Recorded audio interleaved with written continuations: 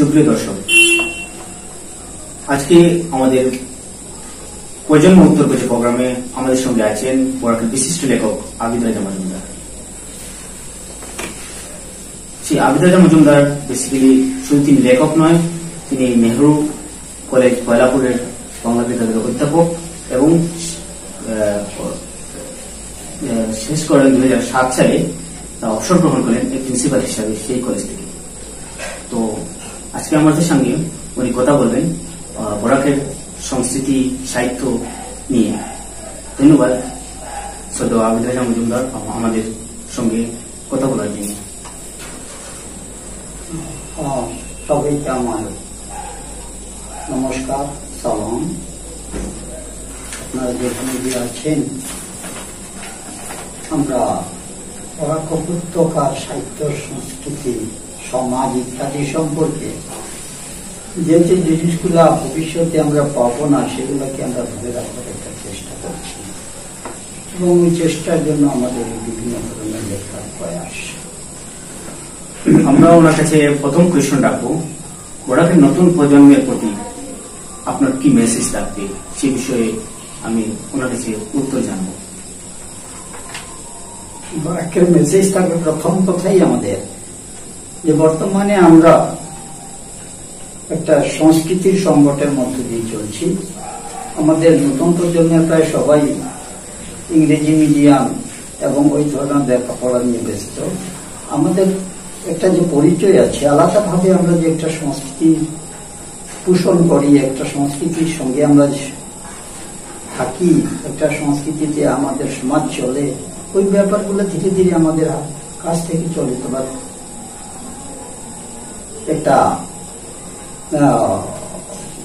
একটা কি বলবো, এটাকে আমরা একটা ট্রেন্ড যেটাকে বলা হয় ওইটা দেখছি এবং এর জন্য আমরা ওই পুরাতন সংস্কৃতির ব্যাপারগুলো রাখার চেষ্টা করছি।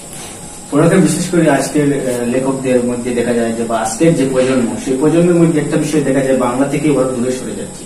বেশিরভাগ আসামিজ বা বাংলা হিন্দি, উর্দু বা ইংরেজির দিকে বেশিরভাগ দাবি করছে। তো আসলে কি কয়েক বছর পর যে আজকের যে জায়গায় সিলেটি ভাষা এবং মানুষ কথা বলছে, কিন্তু সেই ভাষার উপর কথা বলছে কিন্তু লিখতে কেউ জানে না, আসলে কি ভবিষ্যৎ প্রজন্ম আমাদের বরাকের কি বাঙালি প্রজন্ম কি সেই দিকে যাচ্ছে? আপনি কি মনে করেন? আমাদের যেটা কথ্য ভাষা, এটা চলতেই থাকবে, এটা চলবে। আর এটা আমরা সরে যাচ্ছিও ঠিক আমি বলতে পারছি না। আনন্দলাল নাথ যে বইগুলো লিখেছেন, আমার মাত কথা, মিটের মশা, এই ধরনের আমার নিজেরও একটা বই আছে, কাছাড়ে কথ্য বাংলার কবিতার ইয়ে সংকলন। এই ধরনের বিভিন্ন জায়গাতে আমরা দেখছি, বা তৈমুর সাজ্জাদের গান, এগুলোতে যেসব গান, কবিতা, সাহিত্য চর্চা এবং বিভিন্ন গল্প, নাটক ইত্যাদিতে মাঝে মাঝে হঠাৎ দুই একটা লাইন, দুই একটা বাক্য, দুই একটা জায়গাতে আমরা দেখছি বরাক উপত্যকার কথ্য বাংলা শব্দগুলো আছে। তো ওইগুলা একবারে যে মরে যাবে ঠিক তা না, তবে এই দিকে আমরা যাতে ঝুঁকটা থাকে, আমরা যাতে ভুলে না যাই, সেই জন্য আমরা চেষ্টা করছি যে আমাদের সংস্কৃতিটাকে আমরা আমাদের পরবর্তী প্রজন্মের হাতে তুলে দেবো। কিন্তু আসলে আমরা একটা জিনিস দেখছি, কিছু বছর থেকে 2016-17 বা 15-14 দিক থেকে একটা সিলেটি ভাষা নিয়ে একটা মুভমেন্ট চলছে, যেটা আমি দেখেছি বাংলাদেশিতে চলছে এবং আমাদের গোটা বরাক উপত্যকা বা মণিপুরের জিরিবামের দিকে হচ্ছে। সে বিষয়ে আপনি কি বলবেন? আসলে কি সিলেটি ভাষা আলাদা কোনো ভাষা বা বাংলার কোনো আঞ্চলিক ভাষা? সিলেটি একটা আঞ্চলিক ভাষা, এটা তো সত্যি উপভাষা। এটা একটা ভাষা। ভাষা তখনই একটা ভাষা সাব্যস্ত হয় যখন তার একটা, প্রথম কথা, তার একটা ভাষা থাকে, তার একটা ব্যাকরণ থাকে, তার একটা অভিধান থাকে, তার একটা সাহিত্য থাকে এবং এই সাহিত্যের চর্চা থাকে, তখন একটা ভাষা ভাষা হিসাবে স্বীকৃতি পায়। যে বাংলা ভাষা নিয়ে আমরা আলোচনা করছি বা বাংলা বলছি, এটা তো এক সময় উপভাষা ছিল। এটা তো প্রাকৃত ভাষার উপভাষা, মাগধী ভাষার উপভাষা। এই ভাষা উপভাষা, এই ভাষার মূল যেটা, এটা থেকে আমরা পরে দেখেছি উড়িয়া, বাংলা, অসমিয়া, মৈথিলি, এই 4টা ভাষা হয়েছে। তো তো একসময় তো বাংলা উপভাষা ছিল, পরবর্তীকালে এটা ভাষা হয়েছে। আজকে যেটাকে আমরা সিলেটিকে উপভাষা বলছি, যদি এটা সাহিত্য চর্চা হয়, তার গ্রামার, তার ব্যাকরণ হয়, তার যদি অভিধান থাকে, তার যদি সাহিত্য চর্চা চলতে থাকে, তবে তো এটা একদিন ভাষা হতেই পারে। ভাষা হবে না এটা তো আমরা বলতে পারবো না, কারণ এগুলো তো চলমান ব্যাপার। তো এটাতে ওই জায়গাতে পৌঁছে দেওয়ার জন্য তার প্রয়াস থাকতে হবে, চেষ্টা থাকতে হবে, সেই ধরনের সহযোগিতা থাকতে হবে, তখন তো একটা ভাষা হিসাবে তার জায়গা থেকে দাঁড়াবে, দেখতে পারবে না। আচ্ছা, আপনি যেহেতু মানে ছাত্র জীবন থেকে লেখালেখি করছেন বা আজ পর্যন্ত লেখার জগতের সঙ্গে আপনি সঙ্গেই রয়েছেন, তো আজকে পর্যন্ত আপনার কতটি বই আপনি প্রকাশ করেছেন বা প্রকাশ হয়েছে আপনার? এখন পর্যন্ত 12টা বই প্রকাশ পেয়েছে। সাধারণভাবে এই বইগুলো কিসের উপর আপনি লিখেছেন? বেশিরভাগ বই তোমার ভাষার উপরে, ভাষা সংস্কৃতি প্রবাদের উপরে আছে। অভিধানটা তো আর সম্পূর্ণ উপত্যকার কৈথ বাংলার অভিধান, এবং এটাই আমি দেখছি যে এখন পর্যন্ত একমাত্র অভিধান যেটা অভিধান রূপে আজ পর্যন্ত লেখা হয়েছে। আর এছাড়া আমার আছে সংস্কৃত সম্পর্কিত বরাক উপত্যকার জনবসতি, বরাক উপত্যকার ভাষার বিভিন্নভাবে চর্চা, ইতিহাসের সঙ্গে তার সম্পর্ক, এগুলা নিয়ে ইতিমধ্যে আমার লক্ষ্মীপুর মহকুমা গঠনের যে বই যেটা বেরিয়েছে, এটাতে আমরা ওই চেষ্টা করেছি, এবং ইতিমধ্যে আরেকটা বই আমাদের বেরোবে যে লক্ষ্মীপুর ইতিহাসের আলোকে লক্ষ্মীপুর মহকুমা। এটাতেও ঠিক ওই ব্যাকরণেই থাকবে। এখানে মণিপুরী সম্প্রদায়, মার সম্প্রদায়, ডিমাসা সম্প্রদায়, নাগা সম্প্রদায়, রাজবংশী সম্প্রদায়, মিজো সম্প্রদায়, বাঙালি মুসলমান সম্প্রদায়, হিন্দু সম্প্রদায়, মণিপুরী মুসলমান, হিন্দুস্তানি মুসলমান, প্রত্যেকের আলাদা আলাদা আমরা পরিচয় দিয়ে তাদের সংস্কৃতি সম্পর্কিত সংক্ষিপ্ত আলোচনার চেষ্টা করেছি ইতিমধ্যে। আজকে পর্যন্ত আপনি ডেইলি পত্রিকা যেগুলো আছে, যেমন আমাদের বরাক উপত্যকার সাময়িক প্রসঙ্গ, দৈনিক যুগসংঘ, দৈনিক গতি, দৈনিক প্রান্তজ্যোতি, নববার্তা, দৈনিক খবর, আমাদের এই পত্রিকাগুলোতে আপনি ধারাবাহিক প্রায় সময় লিখেন। তো আজকে পর্যন্ত আপনার কতটি লেখা প্রকাশ হয়েছে অনুমানিক? শুধু দৈনিক পত্রিকায় না, দৈনিক পত্রিকায়ও বের হয়, সাময়িকীগুলোতেও বের হয়, ম্যাগাজিনে বের হয়, বিভিন্ন জায়গাতে যেসব সাহিত্য ম্যাগাজিন ওইগুলোতে তো প্রায় বের হয়, বিভিন্ন জায়গাতে যেসব প্রতিষ্ঠানে তারা বার্ষিকী করেন সেগুলোতেও বের হয়, বেরোতেই থাকে। আপনার রিসার্চ লেখার সংখ্যা কত এখন পর্যন্ত? আমার প্রায় সব লেখাই আমি রিসার্চ নিয়ে আমি ভালোবাসি, ওইগুলো নিয়ে অর্থাৎ আমার গবেষণামূলক একটা কিছু থাকে আর কি লেখাগুলো। আমার ওই লাইনে আমার খুব ভালো লাগে যে আমি পাঠকদের নতুন কিছু দেবার চেষ্টা করি, যে যাতে এর থেকে কিছু না কিছু একটা পায়। আপনার এখনো পর্যন্ত সেরা বই কোনটি? আপনি আপনার এই 12টা বইয়ের মধ্যে সবচেয়ে সেরা বই কোনটি আপনি মনে করেন? সেরা বই বলতে আমি বলতে চাই এটাই যে বরাক উপত্যকার কৈথ বাংলার অভিধান, যে এই অভিধানটাতে কয়েকটা শব্দের উৎপত্তি, তার মূল কোনখান থেকে এসেছে, কোন ভাষাতে এটা ছিল এবং কিভাবে তার প্রয়োগ হয়েছে, এগুলো আমরা বাক্য দিয়ে সঙ্গে সঙ্গে দেখিয়ে দিয়েছি। এটা ভার না নাউন না ক্রিয়া, এগুলো সব এইগুলোর মধ্যে আছে। এবং এইভাবে যে প্রচেষ্টা, এই প্রচেষ্টাতে এখন পর্যন্ত এই শব্দ সংখ্যা দিয়ে এখন পর্যন্ত কোন বই আমার জানার মধ্যে অভিধান বেরোয় নাই এই বরাক উপত্যকায়। আচ্ছা, আজকের যে বরাকের প্রজন্ম যেটা ভাষার সংস্কৃতি থেকে আমরা সরে যাচ্ছি, যারা আমরা প্রজন্মের যারা নতুন প্রজন্মের যারা উঠে আসছে, আমরা যারা ভাষা এবং সংস্কৃতি থেকে আমরা দূরে সরে যাচ্ছি, তাদের প্রতি সিনিয়র লেখকদের কি ভূমিকা থাকে বা তারা আমাদের নতুন প্রজন্মকে কি মেসেজ দিবে সেই বিষয়ে? আমরা তো মনে করি, দেখুন আমরা শুধু পরের দিকে চেয়েছি, আমরা তো এগোতে পারবো না। পরের দিকে চাওয়া মানে উপরের দিকে চাওয়া, উপরের দিকে চাওয়া মানে পায়ের যেদিকে হাঁটছি সেই জায়গাটা আমরা দেখছি না, যে পায়ের তলায় আমাদের কি আছে এটা নেই। আপু আকাশের দিকে চেয়ে হাঁটলাম তো হুঁচট খাবোই, এটা হবে না, স্বাভাবিক পাই তো। গতিকে প্রথমে আমার আমি হাঁটছি কোন দিকে এটা দেখতে হইতো, আর ওইটা দেখতে গেলে আমরা যে লেখাগুলো আমরা দিয়ে যাবার চেষ্টা করছি, ওইগুলোতে আমাদের জন্মরা যদি না মনোযোগ দেয়, ওইদিকে যদি না খেয়াল করে, তবে এটা আকাশের দিকে চেয়ে চেয়ে হাঁটার মতো হয়ে যাবে। এটা তো তারাশঙ্কর বন্দ্যোপাধ্যায়ের ছোট্ট একটা গল্প আছে না, যে আকাশের দিকে চেয়ে চেয়ে লোক যাচ্ছিল, রাস্তায় গিয়ে কুয়ার মধ্যে পড়ে গেল।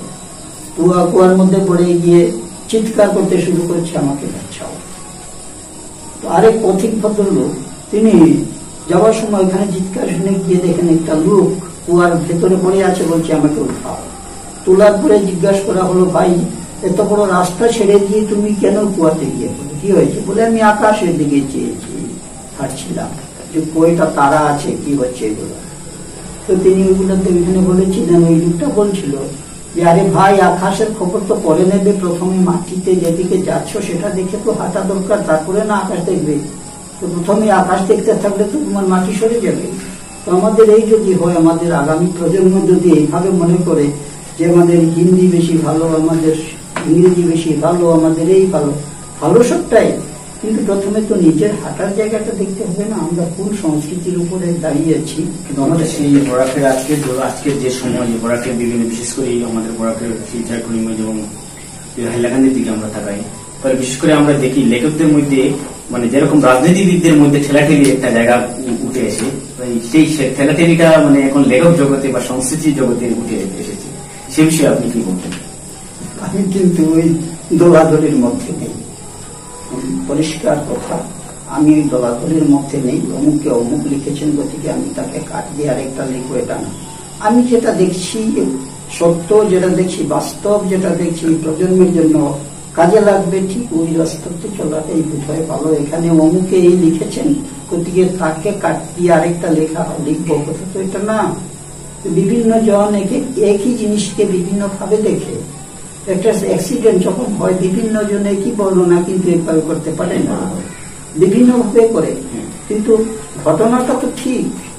তো ওইভাবে যদি আমাদের পাঠকেরা এটাকে, ঘটনাটা কি ওইটাকে যদি গ্রহণ করে, তবে এখানে ঠেলাঠেলির ব্যাপারটা পাবে না। আর আসলে কিন্তু অনেক সময় দেখা যায়, আমরা যখন সোশ্যাল মিডিয়াকে ফলো করি, যখন সোশ্যাল মিডিয়া আমরা দেখি, অনেক লেখকরাই একটা জিনিস করে, যে লেখকরাই একটা জিনিস দেখা যায় যে ওই সময় মানে অনেকে যেমন নিজের মধ্যে একটা বিরূপ, মানে যেমন একজনের সঙ্গে আরেকজনের যদি ঝগড়া লেগে যায়, তা কবিতার মাধ্যমে মানে স্ট্যাটাস গুলো দেওয়া হয়, কবিতার মাধ্যমে সেটাকে প্রমাণ করা হয় বা নিজের মনের কথাটা তুলে ধরা হয়। সেই বিষয়ে আপনি কি বলবেন, যেটা নতুন প্রজন্মের লেখকদের কাছে দেখা যায় বরাক করতে পারে? এই সাহিত্য তো টিকে না। আমরা যেটা বিশ্বাস করি, এই রেশাশি সাহিত্যটা টিকে না, এটা সাময়িক। সাহিত্য যেটা, সাহিত্য তো সত্যের সঙ্গে সম্পর্কিত, গতিকে সাহিত্যটা সাহিত্যই। আর এই কবিতা যেভাবেই যিনি দেখুন না কেন, এটা বেশি দিন না।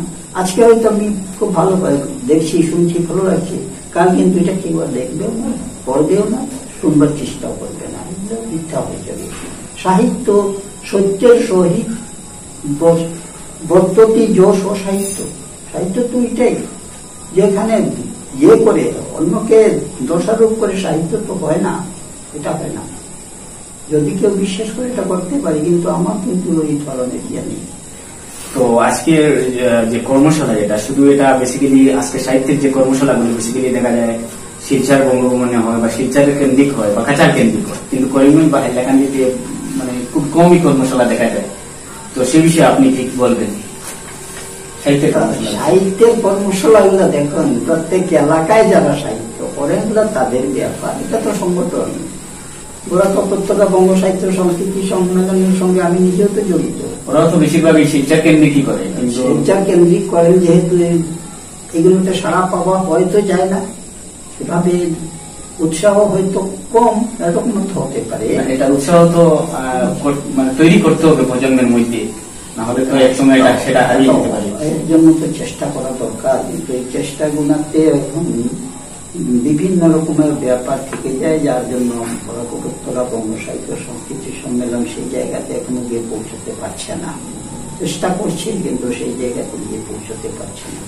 আচ্ছা, আমরা শেষ কোশ্চেন, যে আমাদের পত্রিকা আজকে নতুন পত্রিকা পড়াকে নতুন আমরা ইউথরা মানে শুরু করেছি, তো সেই পত্রিকা সম্পর্কে আপনি একটা মেসেজ দিবেন?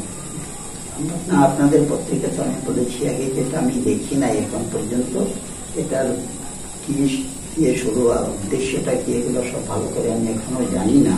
তবে একটা প্রচেষ্টা যেহেতু শুরু হয়েছে, এবং বিশেষ করে আমাদের নতুন প্রজন্ম হিসেবে আপনারা যেটাকে শুরু করেছেন, আমি সবসময় এটাকে সাধুবাদ জানাই। এই প্রচেষ্টাটাকে আমরা সাধুবাদ জানাই যে আমাদের নতুন নতুন এরকম প্রচেষ্টা নিয়ে নতুন প্রজন্মের লোকেরা আসুক এবং সাহিত্য সংস্কৃতিটাকে টিকিয়ে রাখুক। চেষ্টা না করলে টিকে থাকবে না।